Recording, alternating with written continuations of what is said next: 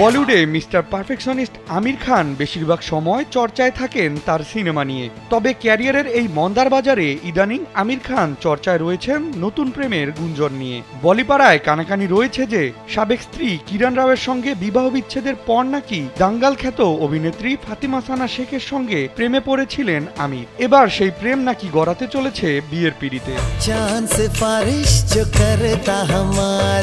ঘটনার সূত্রপাত হয় আমির খানের দ্বিতীয় স্ত্রী কিরণ রাওয়ের সঙ্গে ডিভোর্সের ঘোষণার পর। বলিপাড়ায় কানাকানি রয়েছে যে ২৬ বছরের ছোট অভিনেত্রী ফাতিমা সানা শেখের সঙ্গে প্রেমের গুঞ্জনের কারণেই নাকি ডিভোর্সের সিদ্ধান্ত নিতে হয়েছিল আমিরকে। এত সব গুঞ্জন পেরিয়ে ইন্ডিয়ান গণমাধ্যম সূত্রে জানা গেল নতুন খবর। তৃতীয়বারের মতো বিয়ের পিঁড়িতে বসতে যাচ্ছেন আমির খান। এবছরেই নাকি বিয়ে করতে চলেছেন এই অভিনেতা। তবে কে এই পাত্রী? কৌতূহলী মনে প্রশ্ন আসা স্বাভাবিক।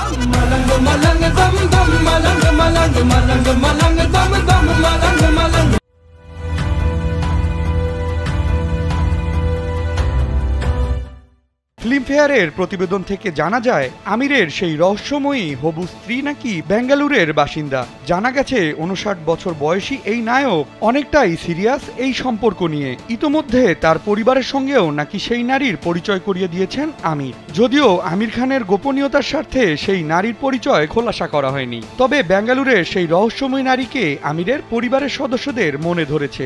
যদিও হিন্দুস্তান টাইমস স্বাধীনভাবে এই দাবির সত্যতা যাচাই করতে পারেনি, তবুও প্রবাদের ভাষায় বলতে হয়, ঘটনা যা ঘটে কিঞ্চিৎ তো বটে।